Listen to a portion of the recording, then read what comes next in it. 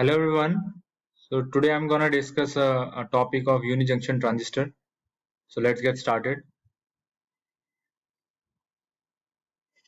It's in I think chapter third topic. So it is unijunction transistor. What is unijunction transistor? As name suggests, it has a unijunction. It has a one junction. The basic structure of this UJT is like this. It has three terminal. This one is emitter, base 1, base 2. Base 1 and base 2 are ohmic contacts, and base 3 is emitter, where a heavily doped P region is implanted in this N region. So in this way it is basically constructed. So coming to its symbol, it will represent like this base B2, B1. It is similar to like the symbol of transistor, in which we have emitter base collector. So here as you see that emitter is slightly inclined to B2 because it is slightly, this is closer to this B2 region. Emitter is closer to this base B2. So in this symbol also this emitter is close to this B2. So like this, the emitter junction is placed such that it is more close to terminal B2 than base B1. ठीक है. तो सबसे पहले क्या है, UJT काम कैसे करता है, तो इसके पहले इसका एक मॉडल देखते हैं. ये सिंप्लीफाइड इक्विवेलेंट मॉडल है इसका UJT का.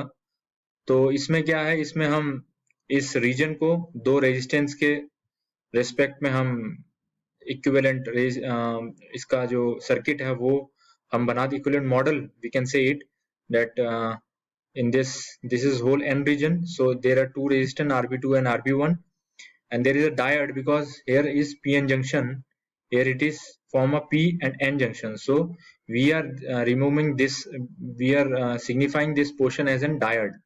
So this diode, and this is emitter region B1 B2, and it is a variable resistance. I will tell you why it is variable during the operation. So what will happen, the variable RB1 is provided with terminal E1 E2 E and base B1. The RB2 is between this E and base B2. Okay, and we are applying here BVB, and B1 we are applying ground in the during the UJT operation. So let's look into the UJT operation. So this is the model that I have shown you. So there is, it is emitter, this B2 B1. Okay, so at first what will happen, yeah, one more thing, there is a term associated with this UJT. It is called intrinsic, it is intrinsic standoff ratio. So it is represented by eta equals to RB1 divided by RB1 plus RB2.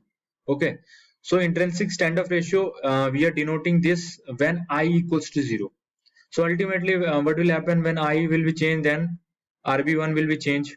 Okay, I will show you how. So if I equals to 0, then it is RB1, and when I is changes, it increase or decrease, it will modify this resistance. So first of all, uh, if you want to understand that what is how it operates, so let for example the voltage across the RB1 will be VB1. So VB1 equals to VBB. Here we are applying this VBB, and there we are applying this ground. तो voltage divider rule से क्या होगा, all of you know voltage divider rule. Voltage across this RB1 equals to VBB into VBB into RB1 divided by RB1 plus RB2. Sorry, here we have RB1. Okay, so we have seen that this is known as intrinsic standoff ratio eta. So BB1 equals to BB into eta. Okay, so for example, and there is a voltage we are applying, this VE, emitter voltage is applying.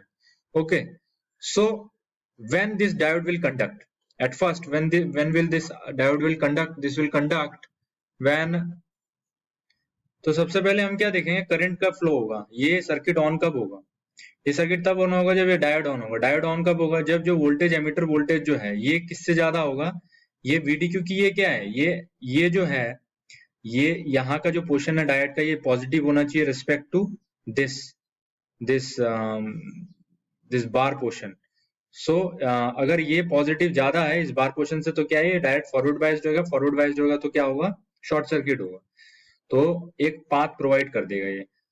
तो सबसे पहले कब होगा short circuit, कब on होगा ये, जब ये जो एमिटर वोल्टेज जो है ये क्या क्या होगा, वीडी प्लस वीवी ईटा वीवी1, वीडी प्लस वीवी1 से जब ज्यादा होगा ये वी, तभी ऑन होगा, करंट फ्लो करेगा।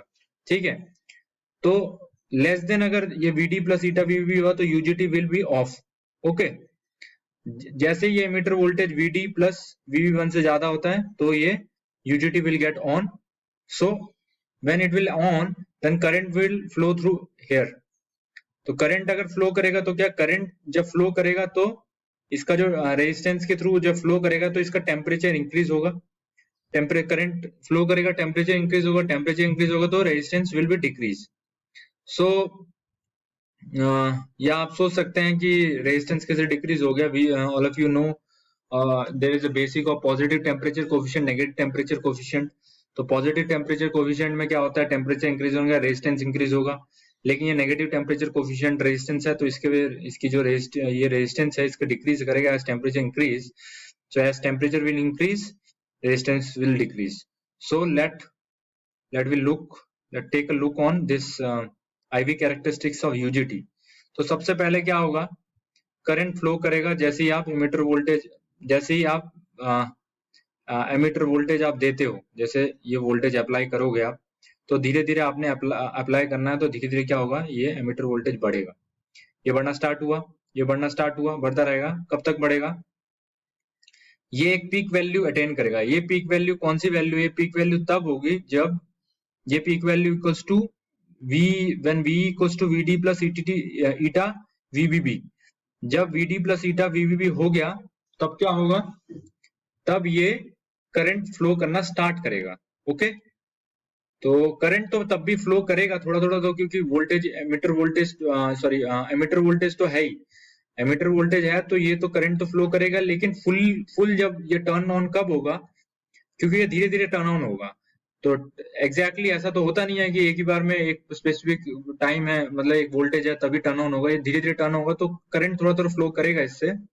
तो ये वो वाला पॉइंट है, ये पीक पॉइंट, पीक वोल्टेज, ये पीक पॉइंट, ये वाला पॉइंट है जब ये जो एमिटर वोल्टेज है वीडी प्लस ईटा वीवीबी के बराबर हो जाएगा। जब ये वीडी प्लस वीबी1 इक्वल हो जाएगा तब क्या होगा, ये पीक वोल्टेज, तब पीक वोल्टेज अटेन करेगा, और उसके बाद करंट तो फ्लो होता रहेगा, करंट फ्लो करेगा, लेकिन उस टाइम के बाद क्या होगा, ये फुल्ली ऑन हो जाएगा, करंट फ्लो करेगा तो इसका टेम्परेचर इंक्रीज होगा, टेम्परेचर इंक्रीज होगा तो resistance will be decrease. Okay, so in similar way this here voltage will, voltage तो वोल्टेज क्या रहेगा, वोल्टेज हम वोल्टेज पे वो नहीं करेंगे क्योंकि वो टर्न ऑन हो जाएगा डायोड। फिर करंट तो इंक्रीज होगा, लेकिन क्योंकि इसका रेजिस्टेंस डिक्रीज हो रहा है तो वोल्टेज ऑटोमेटिकली क्या होगा, डिक्रीज होना स्टार्ट होगा। तो ये जो है ये नेगेटिव रेजिस्टेंस कैरेक्टरिस्टिक्स है, इसी को यूज करते हैं वेरियस एप्लीकेशन में। तो at certain point when this voltage will attain this valley point, this is lowest point, then valley point जब ये वोल्टेज का अटेन हो जाएगा व्हेन एमिटर वोल्टेज का, तो ये फिर नॉर्मली फंक्शन करेगा। तो ये नॉर्मली आपका आईवी कैरेक्टरिस्टिक्स है। तो सबसे पहले क्या होगा, ये जो पूरा जो आईवी कैरेक्टरिस्टिक्स को 3 पार्ट में हम डिवाइड कर सकते हैं। पहला रीजन जो कट ऑफ होगा, दूसरा होगा एक्टिव और तीसरा सैचुरेशन।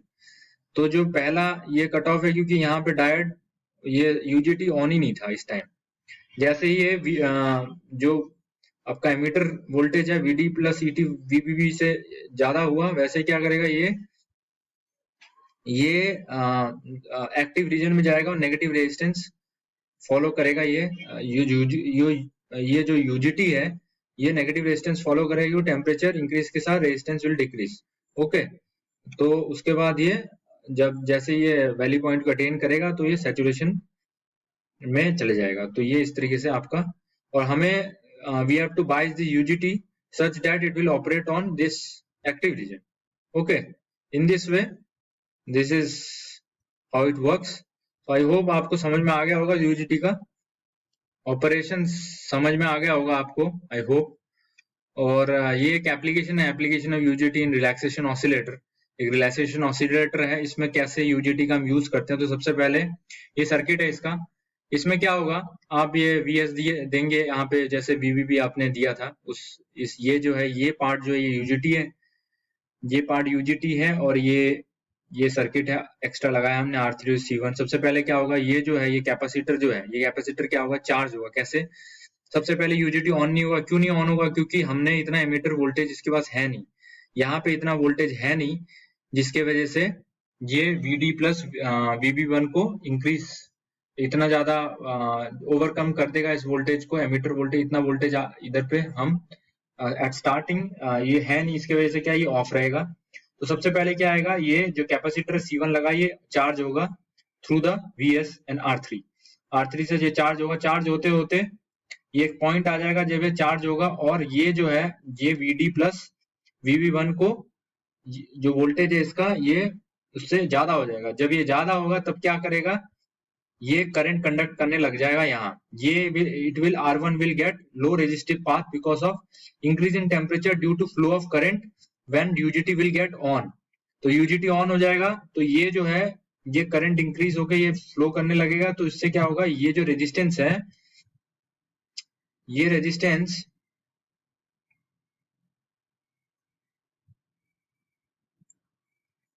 तो ये जो रेजिस्टेंस है, ये रेजिस्टेंस में ये पता लग जाएगा कि आपका ये रेजिस्टेंस डिक्रीज होने लग जाएगा, क्योंकि ये ऑन होने लग जाएगा। ऑन होगा तो करंट फ्लो करेगा, करंट फ्लो करेगा तो टेम्परेचर इंक्रीज होगा, टेम्परेचर इंक्रीज होगा तो रेजिस्टेंस डिक्रीज होगा, रेजिस्टेंस डिक्रीज होगा तो ये जो कैपेसिटर में जो वोल्टेज स्टोर था, क्योंकि you know current will follow only always follow low resistive path, तो कैपेसिटर क्या होगा, डिस्चार्ज हो जाएगा इसके थ्रू। जैसे ये डिस्चार्ज होता है इसके थ्रू, तो क्या होगा, ये जो वोल्टेज जो प्रोवाइड कर रहा था यूजीटी को, ये क्या होगा, पहले वोल्टेज प्रोवाइड कर रहा था ना, पहले ये चार्ज होता है, चार्ज के बाद क्या करता है, ये ऑन करता है यूजीटी को ऑन करता है, तो ये लो रेजिस्टेंस पाथ होता है, ये करंट फ्लो करेगा, तो करंट फ्लो करेगा तो टेम्परेचर इंक्रीज होगा, रेजिस्टेंस लो रेजिस्टेंस पाथ बनेगा, तो लो रेजिस्टेंस पाथ बनेगा तो कैपेसिटर जो है वो इसके थ्रू ही डिस्चार्ज हो जाएगा। तो जैसे ये डिस्चार्ज होगा तो डिस्चार्ज होगा, कैपेसिटर डिस्चार्ज, तो इसके अक्रॉस वोल्टेज कम हो जाएगा, इसके अक्रॉस वोल्टेज कम हो जाएगा, तो फिर से क्या होगा, ये जो वोल्टेज है इतना प्रोवाइड नहीं कर रहा है, यूजीटी ऑन रहे, तो यूजीटी ऑफ हो जाएगा। तो इस तरीके से क्या करेगा, ऑसिलेट करेगा, यूजीटी ऑन करेगा, ऑफ करेगा, depending upon this charging of capacitor. So this is the basic principle of this relaxation oscillator when we use this unijunction as an transistor as an application. So यही है resistance R3 जो ऊपर था, R3 charges a capacitor C1 until the peak point.